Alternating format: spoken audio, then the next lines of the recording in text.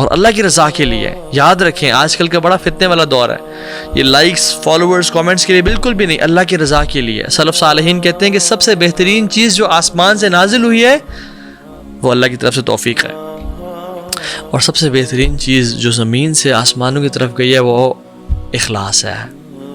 تو ہم میں سے کون وہ شخص ہے جس کو جو توفیق کا سوال کرتا ہے اور ان ریٹرن اللہ کو اخلاص والے اعمال دیتا ہے.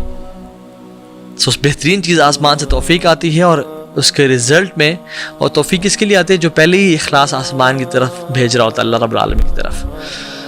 So let me share some of the brief examples with you on proactivity. اور میں کوئی انبیاء کی یا اماموں کی یا سلف صالحین کی یا جائنٹس کی ایگزامپلس شیئر نہیں کروں گا, just to make myself and you understand کہ proactivity is a trait which anyone can follow. بس ہمت, انسپریشن ہونی چاہیے اور ایک ارادہ اور عزم ہونا چاہیے. عبداللہ بن احمد بن حنبل, امام احمد بن حنبل رحمہ اللہ کے بیٹے ہیں, انہوں نے اپنے باپ سے پوچھا کہ آپ اکثر ایک بندے کا نام ذکر کرتے اپنی دعا میں, ابو الحیثم کا, کیوں, کون ہے وہ شخص؟ تو کہتے ہیں کہ میں تمہیں بتاتا ہوں. کہتے ہیں کہ جب مجھے جیل میں ڈالا گیا تھا نا, وہ جو فتنہ خلق قرآن کا بریفلی بتا دوں کہ اس ٹائم کچھ ڈیویٹڈ لوگ تھے جو کہتے تھے کہ قرآن ایک مخلوق ہے. تو اصل اہل سنہ والجماعہ کا عقیدہ ہے کہ نہیں, قرآن مخلوق نہیں ہے, قرآن اللہ کی صفت اور اللہ کا کلام ہے. تو اس پہ امام احمد بن حنبل ڈٹے ہوئے تھے, اور لوگ جو ہے نا اس سے خلاف تھے, ایون بہت سارے اسکالرز بھی خلاف تھے اور حکمران بھی خلاف تھے. تو انہوں نے کہا پکڑو اس کو, جیل میں ڈالو, ایگزیکیوشن کی دھمکی دی اور سب کچھ, اور مارا اور بہت زیادہ فزیکلی ٹارچر کیا. تو امام احمد بن حنبل رحمہ اللہ کہتے ہیں کہ بیٹا مجھے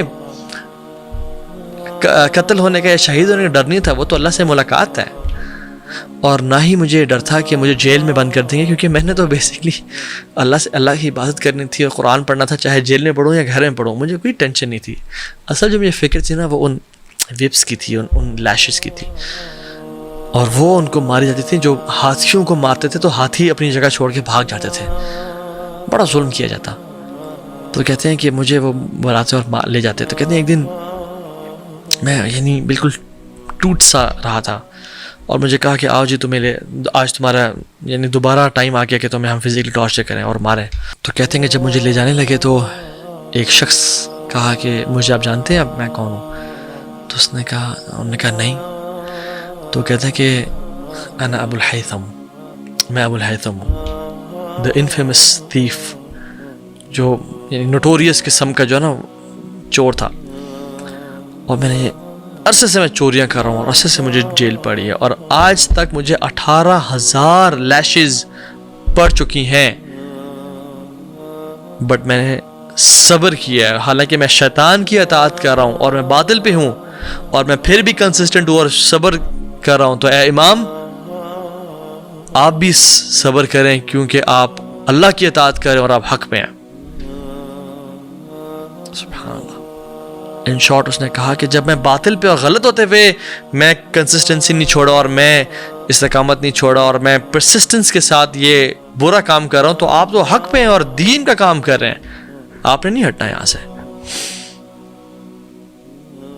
تو سبحان اللہ, امام احمد حنبل کہتے ہیں کہ میں نے جتنی موٹیویشن مجھے اس کی بات سن کے ملی, وہ میں نے بڑے بڑے کلام اور بڑی بڑی کتابیں پڑھ کے مجھے نہیں ملی.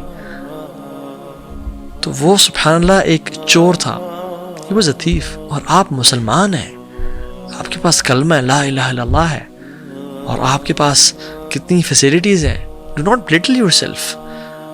وہ اگر ایک امام کو حوصلہ دے سکتے ہیں, اور امام احمد بن حنبل رحمہ اللہ اپنی ساری زندگی اس کے لیے دعا مانگتے رہے کہ یا اللہ ابو الحیثم پہ رحم کرنا, اس کو معاف کر دینا, اس کو جنتوں میں اعلیٰ درجات دینا, اس کو بخش دینا, اسے صرف نظر فرمانا, اس کی شارٹ کمنگس کو معاف کرنا یا رب. اور میرا پرسنلی اللہ صلی اللہ سے بڑا اچھا گمان ہے اس کے بارے میں کہ اللہ رب العالمین نے دا گریٹ امام احمد بن حنبل رحمہ اللہ کی دعائیں اس بندے کے حق میں قبول کی ہوں گی. وائی؟ بیکاز ایک چور ہوتے ہوئے اس نے پرو ایکٹیویٹی نہیں چھوڑی, اور اس ٹائم پہ کنٹریبیوٹ کرنا بہتر سمجھا. اور جب امت کو آج آپ کی ضرورت ہے, اور دین اسلام کو آج آپ کی ضرورت ہے, جب دین اسلام کو مانسٹرز کا سامنا کرنا پڑا, چاہے وہ LGBTQ ہو, یا چاہے وہ فحاشی کا فتنہ ہو, یا چاہے وہ پورن کا فتنہ ہو, یا چاہے دنیا کے فتنہ, یا چاہے فلسطین پہ ظلم اور زیادتی ہو رہی ہو, چاہے کشمیر کے مسلمانوں پہ مظالم ہو رہے ہوں, پاکستان پہ ٹوٹ پڑے ہیں لوگ, اور پاکستان کو جکڑا ہوا ہے دنیا نے, اور ڈفرینٹ مسلمان ممالک کو, امت کو, اور میں اور آپ بیٹھ کے نیٹ فلکس دیکھتے رہیں اور فون پہ کینڈی کرش اور یہ گیمز کھیلتے رہیں. یہ سوٹ نہیں کرتا ہمیں, واللہ یہ سوٹ نہیں کرتا. یہ دنیا کچھ سانسیں ہیں, کچھ ٹائم ملا ہے ہمیں کام کرنے کے لیے. جب اتنے بڑے بڑے اینیمیز ہیں تو اللہ تعالیٰ کیا قیامت دن پوچھیں گے نہیں کہ لوگ تمہیں چیخ اور پکار رہے تھے, فلسطین کے لوگ, کشمیر کے لوگ تمہیں پکار رہے تھے, تم نے دعوت کا کام کیوں نہیں کیا, تم نے لوگ تیار کیوں نہیں کیے, تم نے اللہ کے دین کی کیا خدمت کی جب اس کو بہت زیادہ رجال کی اور مردوں کی اور خواتین کی ضرورت تھی. ٹھیک ہے تمہارے اندر جتنی استطاعت تم اتنا تو کرتے, کم از کم اپنے چہرے پہ داڑھی تو سجاتے, کم از کم گناہوں سے تو بچتے, اپنی فیملی پہ تو کام کرتے. وہ کیوں نہیں کیا؟ وہ تو تمہارے استطاعت میں تھا. بے شک فتح کرنا نہیں تھا تمہارے استطاعت میں, لیکن تم جتنا اسلام تم عمل کر سکتے تھے اتنا کیوں نہیں کیا تم نے؟ کیا اللہ سوال نہیں کریں گے؟ کریں گے, بالکل کریں گے. کیا جواب ہوگا؟ تو اپنا کام کریں, چاہے ایک قدم ہی کیوں نہ بڑھائیں. اللہ تعالیٰ کے راستے میں start working from today onwards. اور دوسری اگزامپل کسی امام, کسی اسکالر کی نہیں, بلکہ ایک چونٹی کی. اور چونٹی سلیمان علیہ السلام کے دور میں وَحُشِرَ لِسُلَيْمَانَ جُنُودُهُ مِنَ الْجِنِّ وَالْإِنسِ وَالطَّيْرِ فَهُمْ يُوزَعُونَ. سلیمان علیہ السلام کے سامنے جنود لشکر تھے, جنوں کے اور انسان کے اور پرندوں کے, سبحان اللہ, حیوانات نمات ہر چیز سامنے تھے, اور ان کے سامنے ہمبل تھے اور جمع ہوتے تھے. تو اتنی لارج آرمی اور سلیمان جا رہے ہیں. تو جب گزرنے لگے تو آگے چونٹی, ایک ان سب میں سے ایک چونٹی بولی کہ سلیمان علیہ السلام آ رہے ہیں اور ان کے شاید علم میں نہیں, ہمیں کچل دیں گے. اور اس چونٹی نے اپنے پورے قبیلے کو اس پرویکٹیوٹی کی وجہ سے, لیزینس نہیں اختیار کی, میں کون ہوں, میں کیا کر لوں گی, میرے یہ بولنے سے, اناؤنسمنٹ کرنے سے کیا فرق پڑ جائے گا, کون نہیں. چونٹی نے اپنی امپورٹنس کو فیل کیا, اپنے آپ کو بلیٹل نہیں سمجھا, اور اس کی وجہ سے دیکھیں سبحان اللہ. میں بات ہوں, میں شاید یہاں سے آفس آتے ہوئے میں نے گاڑی کے نیچے پتہ نہیں کتنی چونٹیاں مار دی ہوں, ٹھیک ہے. تو مین مقصد چونٹیوں کی جان بچانا نہیں تھا, مین مقصد اللہ تعالیٰ نے قرآن میں پیغام دینا تھا کہ جب چونٹی اپنا مقصد پورا کر رہی ہے اور اس نے اپنے آپ کو بلیٹل نہیں سمجھا اور پھر بھی اناؤنسمنٹ کی, تم تو اشرف المخلوقات ہو, تم تو مسلمان ہو, تمہارا نام تو عبداللہ, احمد, عائشہ, فاطمہ ہے, تم کیوں ایسا سمجھتے ہو کہ میں کیا کر سکتا ہوں اس امت کے لیے؟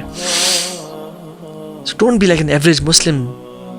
Live to eat and eat to live, live to work and work to live, 9 to 5. اپنے چھوٹے چھوٹے سیلفش ویژن کی میری اتنی سیلری مل جائے, اتنا گھر بنا لوں, ایک گاڑی لے لوں, نہیں. Rise above that, rise above that. اور تھرڈ ایگزامپل, وہ بھی کسی بڑے امام کی نہیں بلکہ انسان کی بھی نہیں ہے, ایک ہدہد کی ہے. You think you have no talents and qualities and skills? ابو معاذ رازی کہتے ہیں وَيْلٌ لِمَنْ كَانَ هُدْهُدْ خَيْرًا مِّنْهُ. اس بندے کے لیے ویل ہے, افسوس ہے, تف ہے, شرم آنے چیز کو, جس سے ایک ہدہد بہتر ہو گیا. سورہ نمل میں کیا آتا, سبحان اللہ, سلیمان علیہ السلام نے جب اپنے لشکروں کو اکٹھا کیا سامنے, تو جب کاؤنٹنگ کی تو ایک پرندہ نہیں تھا, ہدہد. اور ڈیٹیلز آپ کو پتہ ہیں کہ کہا کہ ایکسکیوز نہ لے کے آئے میرے پاس تو میں اسے شدید سزا دوں گا یا اس کا میں قتل کر دوں گا. سلیمان علیہ السلام مالک اور رسول ہیں, ان کے پاس یہ سوورینٹی اور ان نے حکم دیا. تو ہدہد جب آیا اور ڈیٹیل میں ایکسپلین کیا, سبحان اللہ, کہ میں قوم کو دیکھی جن کو آپ نہیں جانتے ہیں, وہ اللہ کے علاوہ سورج کی عبادت کر رہی تھی اور ان کا ایک بڑا تخت تھا.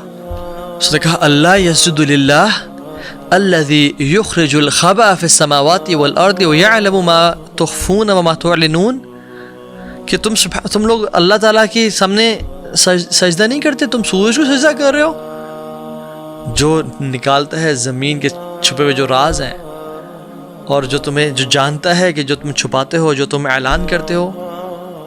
سبحان اللہ. You know the story. اس ایک پرندے کی وجہ سے پورا قبیلہ کہتا ہے اشہد ان لا الہ الا اللہ, اور سلیمان علیہ السلام اللہ کے نبی ہیں, اور ملکہ سبا کی سرپرستی میں پورا قبیلہ اسلام قبول کر لیتا ہے. اس ہدہد تو ایک یعنی ویلڈ ریزن بنتی تھی کہ وہ ایک پرندہ ہے, کہ وہ کیا کر سکتا تھا, میں تو پرندہ ہوں, میرا کیا مقصد ہے. اس نے تو نہیں کہا کہ I'm just a bird. وَيْلٌ لِمَنْ كَانَ هُدْهُدْ خَيْرًا مِّنْهُ. افسوس اس بندے کے لیے جسے حدت زیادہ کام کر گیا اس دنیا میں. This bird never justified its lack of contribution. So اگر میں اور آپ کہتے ہیں کہ میرے پاس اتنے اسکلز یا ٹیلنٹس نہیں ہیں تو دس از سوء ظن باللہ, دس از بیڈ تھاٹ آف اللہ سبحانہ وتعالیٰ. اور حدیث میں آتا ہے ان اللہ تعالی یحب معالی الامور, اللہ سبحانہ وتعالیٰ بڑے بڑے کاموں کو پسند کرتے ہیں, واشرافہا, اور نوبل کاموں کو پسند کرتے ہیں, ویکرہ سفسافہا, اور کراہیت یعنی ڈسلائک کرتے ہیں چھوٹی موٹی چیزوں کو, یعنی چھوٹی تھنکنگ کو. تو چھوٹا عمل بھی اچھا ہے, کسی عمل کو حقیر نہیں جاننا چاہیے, لیکن اللہ سبحانہ وتعالیٰ wants a person to think big, wants a person to value himself.